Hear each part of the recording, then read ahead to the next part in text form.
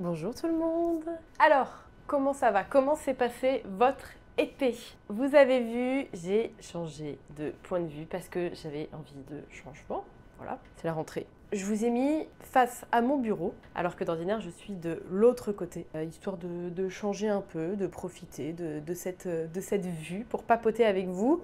J'ai une tisane au romarin pour démarrer et lancer Chill and Objectif du mois de septembre. Ça démarre très mal. J'espère que vous avez passé de bonnes vacances. Il semblerait pour la plupart d'entre vous que ça soit bien passé puisque j'ai papoté avec nombreux d'entre vous. Bienvenue dans ce Chill and Objectif où nous allons faire le récap de ce mois d'août et puis vous annoncer aussi un peu les nouveautés, qu'est-ce qui se passe, les tops, les flops, etc. Enfin bon, maintenant vous me suivez peut-être depuis un moment, vous savez comment ça se passe. Pour ceux qui ne le savent pas, je suis Guillemette, créatrice de l'atelier de Guillemette, qui est une marque aujourd'hui de patron de couture, ce qui ne fut pas toujours le cas. Et j'aime tous les mois vous faire une vidéo chaque début de mois. Bon, dernièrement ça a été un peu plus compliqué, mais chaque début de mois pour vous présenter les objectifs qui vont arriver ce mois-ci, faire un récap des objectifs du mois dernier, et puis aussi vous partager un peu le quotidien d'entrepreneur lorsqu'on est créateur ou créatrice de patron de couture.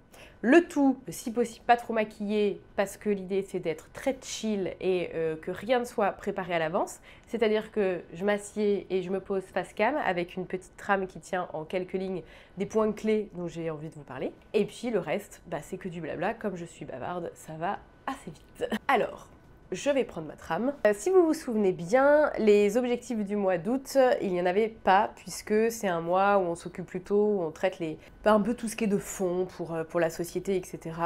Enfin, moi c'est comme ça que je le vis, je sais que beaucoup le font aussi.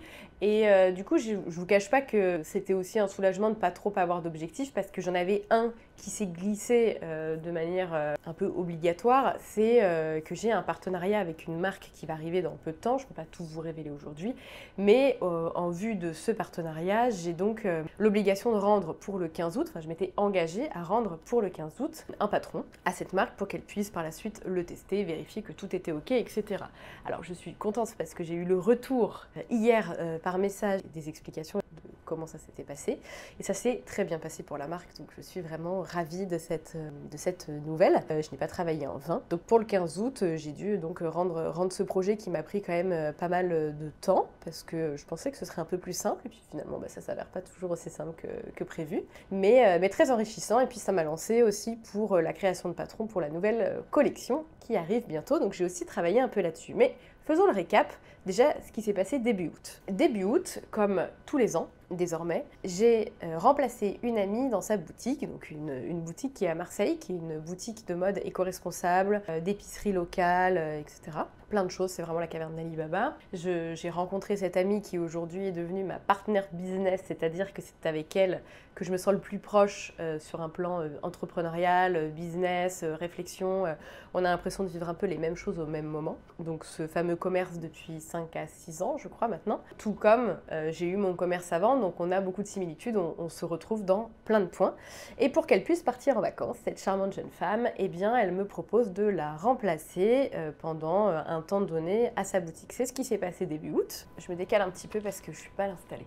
Voilà, c'est mieux pour papoter là. Donc j'ai remplacé mon ami dans sa boutique début août pendant un petit peu moins de 10 jours. Et forcément, c'est une période où je ne peux pas travailler pour moi comme j'en ai envie, puisque je suis à temps complet dans sa boutique avec son alternante.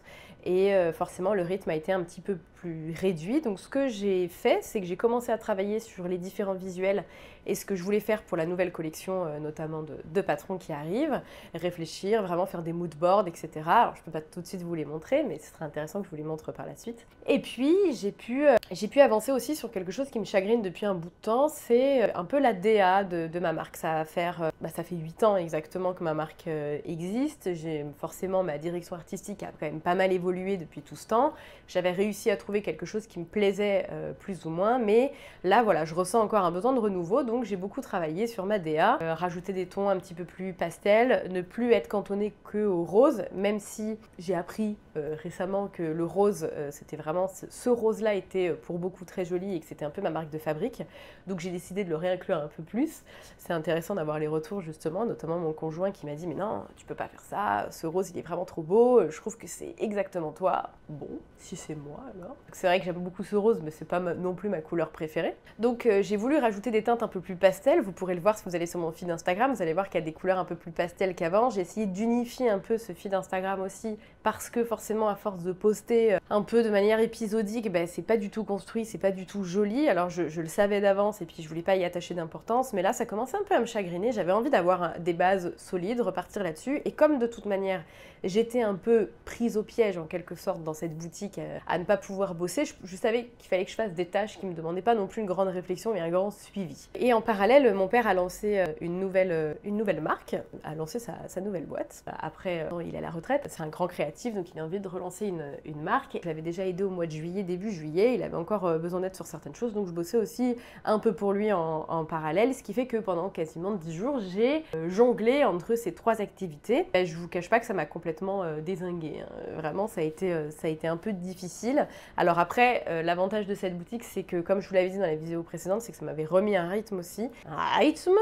Je sais pas pourquoi je parle comme ça. Donc comme je vous le disais, ça m'a permis de reprendre un rythme et donc de pouvoir jongler entre ces différentes activités. Et ensuite, j'ai eu une période un peu plus creuse entre mon départ en vacances, qui était à la fin du mois d'août, et la fin de cette activité chez ma copine. On va s'en sortir, hein, c'est pas facile. Bon, en fait, j'aime pas du tout cet angle parce que je suis pas suffisamment à l'aise sur ma chaise pour pouvoir utiliser cet angle. Alors, vous allez venir avec moi, vous allez voyager un peu dans mon appartement, dans mon modeste appartement marseillais, et puis nous allons aller dans le salon. Je m'installe dans le salon et je vous retrouve tout de suite. Voilà!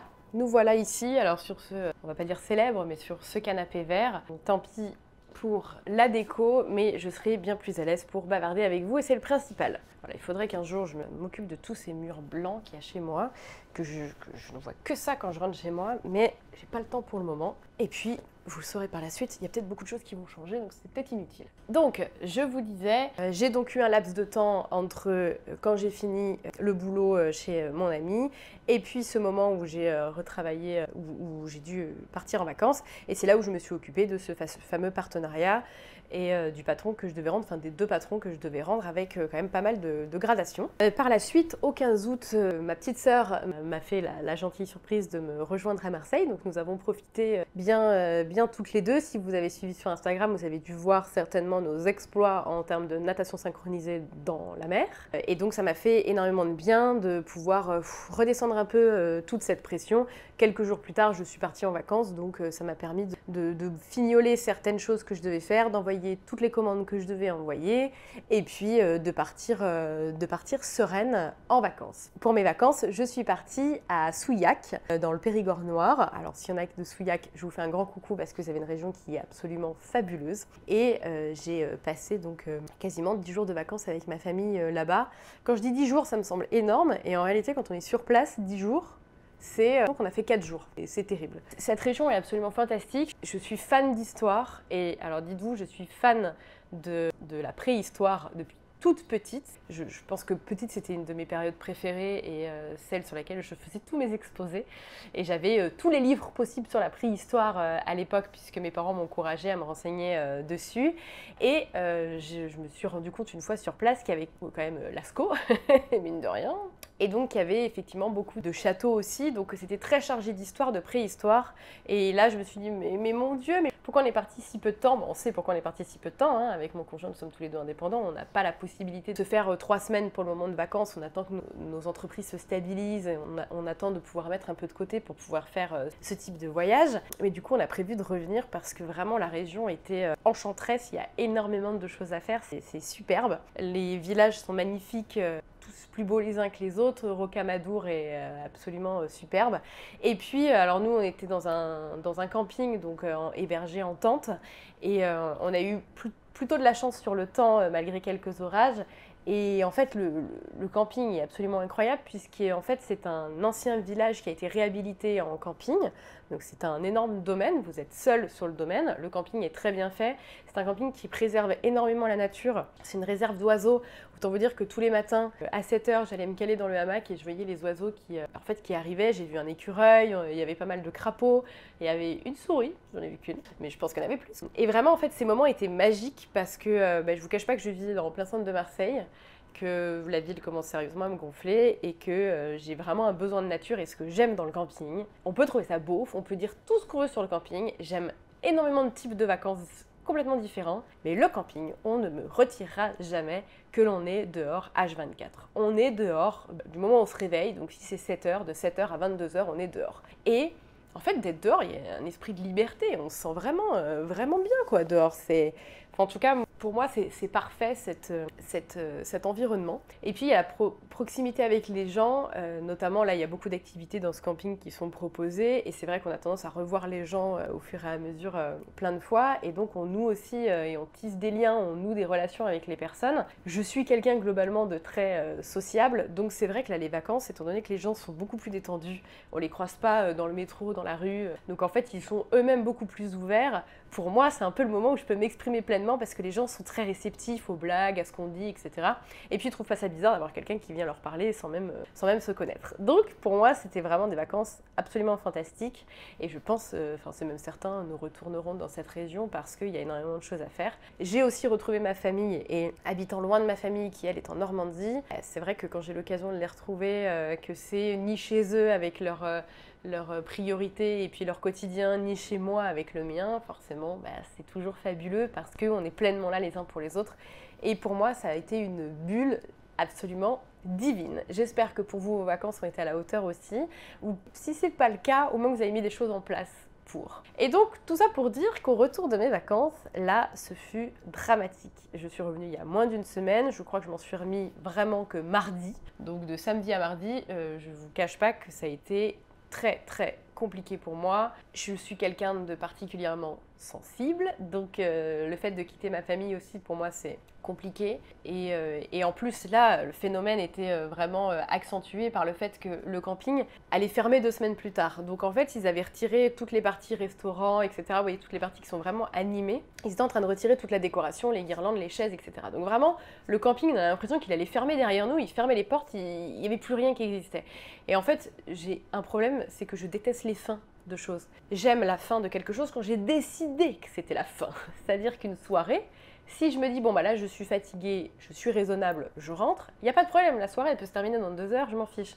Par contre, si on est là, c'est cool, il n'y a pas de raison que ça s'arrête vraiment, et que d'un coup on me plie toutes les tables, on me plie tout et le DJ s'en va, bah non, on est bien là, il ne faut pas que ça s'arrête. Et donc j'ai beaucoup de mal avec le fait de lâcher des choses auxquelles je tiens. Et puis avec les fins en général, si c'est pas moi qui l'ai décidé.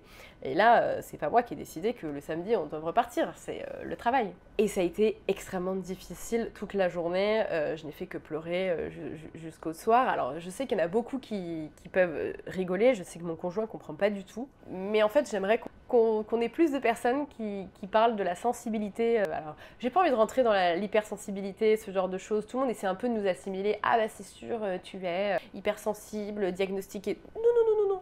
Pour le moment, je sais pas ce que je suis, je m'en fiche. Mais juste, j'ai une sensibilité accrue et je suis très émotive. Quand je vois une émotion, quand je vois quelqu'un pleurer, je pleure immédiatement. Je peux regarder un dessin animé, si c'est un poil triste, je pleure.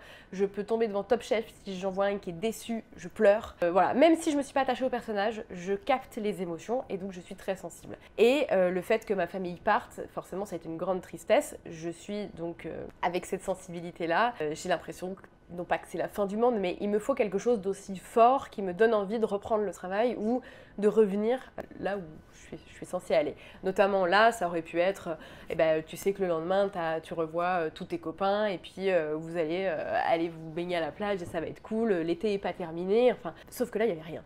Il n'y avait rien du tout et je me suis retrouvée, pourquoi je rentre? Et je me suis beaucoup posé cette question, ok, là, c'est une rentrée de vacances qui est beaucoup plus difficile. Pour quelle raison? et j'ai fait une introspection totale sur qu'est-ce qui aujourd'hui dans ton quotidien fait que tu n'as vraiment pas envie de rentrer, parce que ça arrive comme à tout le monde, mais là vraiment j'avais pas envie. Donc introspection, moment d'introspection, je vous invite à le faire. Parce que c'est quelque chose que je fais beaucoup quand j'ai pas envie de faire quelque chose, quand j'ai pas envie de voir quelqu'un, c'est de me questionner, j'avais lu dans différents livres, et de me dire, ok, là clairement il y a un truc qui va pas, il faut que tu mettes le doigt dessus, et qu'est-ce que tu peux faire pour le changer à l'avenir. Déjà ça rassure, et ça fait sortir de son angoisse. Pour le coup, je suis sortie le dimanche, je crois. Ouais, je suis partie au sport, et puis j'ai beaucoup marché, et alors ce que j'adore faire, c'est des journaux de bord audio. Ce sont des journaux que je n'écoute jamais, ça n'a pas pour vocation d'être réécouté. Par contre, ça me permet, en mettant mes écouteurs et en marchant n'importe où, d'avoir des réflexions à voix haute, ce qui me soulage des ruminations et de toutes ces réflexions. En fait, j'ai l'impression que ça sort beaucoup plus de mon esprit quand je dis à voix haute que quand ça reste dans ma tête. Je pense que c'est assez logique. Donc je mets mes écouteurs, je parle, je me dis que les gens autour, s'ils se posent des questions, ils doivent croire que je suis au téléphone avec quelqu'un. Donc je suis protégée par ça, parce que bon, je vais quand même pas me promener toute seule dans la forêt, hein. Il y a quand même plein de gens qui passent autour de moi à Marseille. Je réfléchis et je me fais le bilan. Voilà, ce que j'ai le plus aimé, c'est que j'avais pas besoin de prendre mon téléphone et que j'étais loin de mon téléphone. Et ça me fait du bien, parce que en fait, des moments sans téléphone, on le sait tous en fait, il n'y a même pas besoin d'en parler. Donc je me suis dit, ok, l'action, c'est quand tu sens que tu as trop de stress, essaie maintenant de vraiment trouver des moments où tu es vraiment loin de ton téléphone. Alors, je le faisais déjà avant. C'est un reproche qu'on me fait souvent aussi, c'est des fois on essaie de m'appeler plusieurs fois, notamment mon conjoint, je réponds jamais, et parce que je fais exprès de mettre mon téléphone dans une autre pièce que la mienne pour pas être tentée, parce que si je le vois, je vais aller dessus, si je le vois pas, je vais pas dessus. Donc maintenant, je vais continuer à travailler là-dessus et le faire de plus en plus souvent, et vraiment m'octroyer des moments où mon téléphone, s'il faut, je sors, si je vais faire les magasins, je prends pas mon téléphone. J'ai ma carte bancaire, qui potentiellement pourrait être sur mon téléphone, je pourrais le faire, parce que c'est pas un moment où j'ai besoin de l'avoir. S'il faut, je peux toujours utiliser le téléphone de mon conjoint si je ne recherche quelqu'un à appeler, on a potentiellement les mêmes numéros, donc il n'y a pas de problème. On sait que si on n'arrive pas à me joindre, on peut toujours le joindre lui. Donc je me dis, pour des moments où, voilà, où je suis avec quelqu'un, je pourrais potentiellement le laisser de côté. Voilà, j'essaye de moins combler aussi les moments où je m'ennuie par la consommation de contenu, parce qu'en fait c'est terrible. Avant on faisait comment? On s'en sortait, donc il faut s'ennuyer, quoi. Donc voilà, c'est des réflexions que j'ai prises pour ce premier point. Le deuxième point que j'ai identifié, déjà c'est bête, mais c'est que j'étais bien en fait avec ma famille. C'est que j'étais moi, c'est que j'étais bien. C'est une vraie source de bonheur de se dire, en fait, j'étais entourée de ma famille et juste là, j'étais bien avec ces personnes-là. J'avais besoin de rien de plus que ce que j'avais sur le moment, c'est-à-dire un toit de tente, des repas et d'être avec ma famille, être bien entourée. Bon, aussi, il y avait le travail, hein. C'est un peu comme tout le monde, le fait de ne pas travailler, ça m'a fait beaucoup de bien, parce que j'avais pas le cerveau saturé. Voilà. En gros, c'est un peu ça, c'est le fait que mon cerveau se reposait tout le temps. Et puis, il y a aussi cette notion d'heure. Je déteste le fait d'être rythmé par des horaires. Vraiment, c'est ce que j'aime dans les vacances, et je pense comme beaucoup de gens, c'est qu'en fait, à un moment donné, on regarde l'heure, on se dit « Ah, 14h, on n'a toujours pas mangé !» Et bien ça, pour moi, c'est le meilleur sentiment. C'est qu'en fait, on obéit à nos envies. On a envie de faire une sieste, il est 18h, on fait une sieste à 18h. En fait, on fait exactement ce qu'on veut quand on veut. Donc c'est magique, c'est ce qu'on devrait pouvoir faire dans la vie, mais aujourd'hui, on peut plus trop le faire.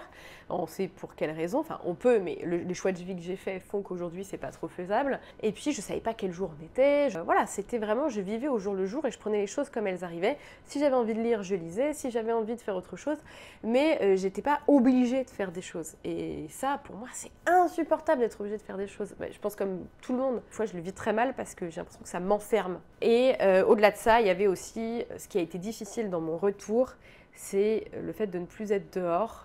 Et le fait de revenir à Marseille, qui est quand même une ville vivante, une ville où il y avait la grève des éboueurs parce qu'il y avait des déchets absolument partout. Quand on est arrivé, moi ça m'a fait un choc où je me suis dit, ok, vivre en ville, ce n'est plus du tout pour moi. Je ne peux plus vivre vraiment dans le centre d'une ville. Je n'arrive plus. Aujourd'hui, je me suis un peu plus habituée, aujourd'hui ça va, mais c'était devenu épidermique samedi, dimanche. Les klaxons, les voitures, là ce matin, on prenait notre petit déjeuner avec mon conjoint. Il y avait des travaux qui étaient à 2 pas de la rue avec une énorme disqueuse, et en fait la disqueuse pendant 3 heures a fait du bruit, où on prend notre petit déjeuner avec les klaxons, la disqueuse, au-dessus on a un voisin, ça fait 2 mois qu'il fait des travaux, et qu'en fait on est réveillé tous les matins par le bruit du marteau, par quelque chose qui tape ou par une perceuse. Et en fait cette vie-là, aujourd'hui, ne me convient plus du tout, et je me suis rendu compte que j'ai fait un rejet et que c'est pour ça que je voulais pas revenir. Maintenant, les choses que j'ai mis en place, c'est que nous avons déjà plus ou moins déterminé avec mon conjoint où nous aimerions vivre à terme, ou pour le moment en étape secondaire. Et j'ai commencé à plus me renseigner. Quels sont les transports, comment faire pour pouvoir revenir quand même sur Marseille, comment m'organiser et quelle est toute cette logistique que je peux mettre en place. C'est là où c'est important quand on se rend compte qu'il y a quelque chose qui ne convient pas à notre mode de vie. À partir du moment où on commence à mettre des actions en place, ça nous permet déjà de mieux apprécier l'instant dans lequel nous sommes.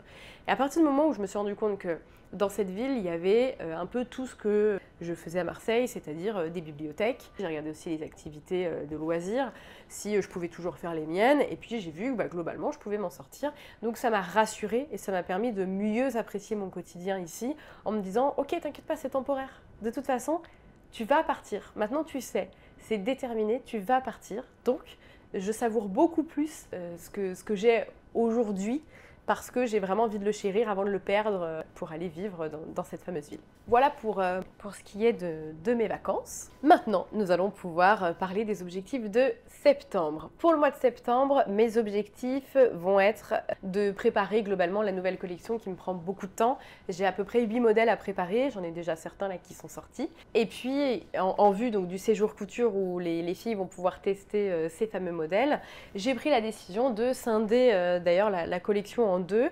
C'est-à-dire qu'il y aura la collection la plus classique qui va être donc certainement dans le courant du mois de novembre, puisque nous allons la travailler pendant le séjour couture. Et puis la collection plus osée qui, elle, sortira certainement en février. Je vais voir les dates de séjour couture que Mathias et Marion me proposent pour inclure un séjour couture à ce moment-là et essayer de refaire tester une nouvelle fois la collection. Dans ce cadre, en fait, de refaire exactement la même formule parce que je pense que c'est celle qui fonctionne le mieux. Donc on va beaucoup bosser sur ça. Aussi, j'aimerais bien enfin, ça fait quand même un bout de temps que je vous bassine avec ça, proposer mes kits de couture en boutique, notamment pour la culotte Guillemette ou alors la culotte Jacqueline. Et pour ça, il faut encore que j'aille faire le tour des boutiques, j'ai toujours pas. Bon, on va passer là-dessus, on va. Et puis aussi, il faut que je prépare les box pour les séjours couture, il faut que je m'y prenne un peu en avance. Là, ça commence à urger parce que les séjours couture, je pars le 26 octobre. Donc en réalité, ça va, hein. Mais quand même, il faut que j'ai le temps de bien tout avoir et d'avoir suffisamment de quantité, d'être certaine qu'il y a les quantités pour tout le monde, pour ces fameuses box. Préparer les autres box aussi pour qui vont arriver forcément donc, au mois de novembre aussi. Voilà, donc ça fait quand même pas mal de travail avec tout ce qui va se rajouter, que j'avais pas prévu de faire et qui va se rajouter forcément. Sachant que je vais prendre au mois de septembre quelques jours encore, puisque j'ai ma grande sœur qui me rend visite avec mon beau-frère et ses 2 enfants. Donc on va profiter un petit peu aussi ensemble. Eux prennent leurs vacances à côté de Marseille et je vais en profiter pour les accueillir et passer un peu de temps avec eux. Donc ce sera un rythme un petit peu plus doux. Qu'est-ce qui va se passer aussi au mois de septembre? Eh bien, il y a une nouvelle box qui va sortir. Là, c'est vraiment les box traditionnelles, celles que j'avais lancées au tout début. C'est-à-dire que vous retrouvez dedans 4 matières plus 5 mètres d'élastique. Ce sont celles qui sont vendues au tarif de 47 € sur le site internet. Et ce que j'aimerais, c'est que ce soit des box qui soient très basiques, simples, noires, qui vous permettent de faire tout ce que vous avez envie de faire en couture si vous avez envie de débuter. En gros, c'est un peu la box du débutant. Voilà, on va l'appeler comme ça, peut-être. J'ai pas encore trouvé le nom de cette box, mais vous allez pouvoir retrouver déjà une microfibre très sympa qui, moi, me fait beaucoup penser à Obad avec leur modèle Baya. Alors, je ne sais pas si c'est issu de leur atelier de fabrication, enfin, de leur producteur de tissus, puisque je vous rappelle, franchement, 95% des tissus que vous achetez chez moi, ce sont des tissus qui sont issus de seconde main. Donc, c'est mon fournisseur qui, lui, source ces magasins-là pour récupérer des tissus.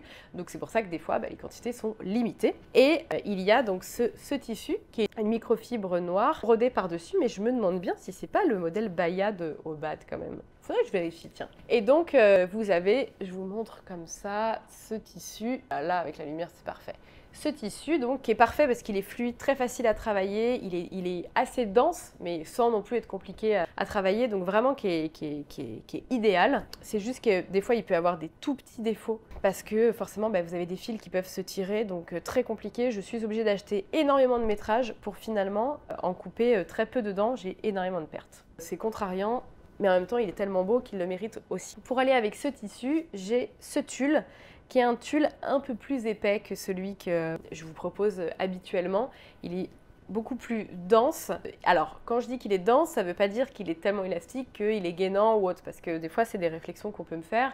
Enfin, on me demande si c'est le cas, mais pas du tout. C'est-à-dire que comme il est dense, mais il est souple et il est très fin. Il n'est pas forcément doux par rapport à d'autres qui sont très très doux, mais en fait, c'est vraiment idéal pour les débutants. Donc là, c'est vraiment la box pour les débutants que je vous ai préparé.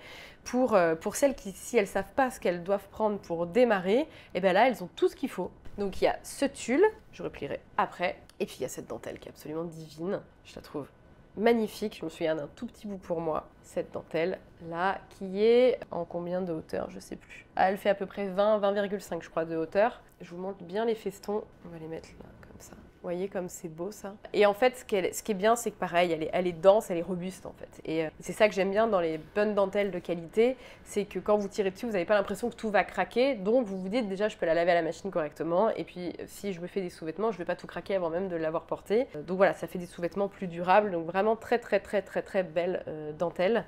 Et vous en avez 2 mètres. Je vous épargne les 50 cm de micro de jersey de coton qui vont avec et les 5 mètres d'élastique qui seront noirs et qui iront aussi avec la box. Et dans les prochains jours, je pense que cette vidéo sera postée bien avant. Si c'est pas le cas, je vous mettrai le lien directement des box sur dernière nouveauté. On me l'a demandé là ces derniers jours parce que j'avais fait un appel sur Instagram pour réavoir des questions, des sujets pour les minutes guillemettes que je poste sur Instagram et aussi sur YouTube tous les mercredis. Donc si vous n'avez pas eu l'occasion de les voir, n'hésitez pas. C'est vraiment un format où en 1 minute, je vous explique un concept ou alors je réponds à une question, je vous montre une astuce, voilà. Et on m'a redemandé de faire des apéros couture. Les apéros couture, j'en ai fait une fois parce que j'ai fait un live histoire de discuter autour d'un sujet, je crois que c'était les séjours couture. Et puis j'avais mon amie Julie de Soumi Boho qui était venue, qui m'avait posé une question, puis en fait je l'ai invitée dans le live et en fait on a refait tout le live à papoter et je lui avais dit ce serait bien, on pourrait faire des apéros couture, ce serait rigolo. Sauf qu'en fait depuis j'ai un peu oublié, on l'a pas refait, on était pris chacune dans notre organisation et puis là on m'a redemandé, on m'a dit quand est-ce que tu vas refaire des apéros couture. Donc sachez que je vais essayer au moins une fois par mois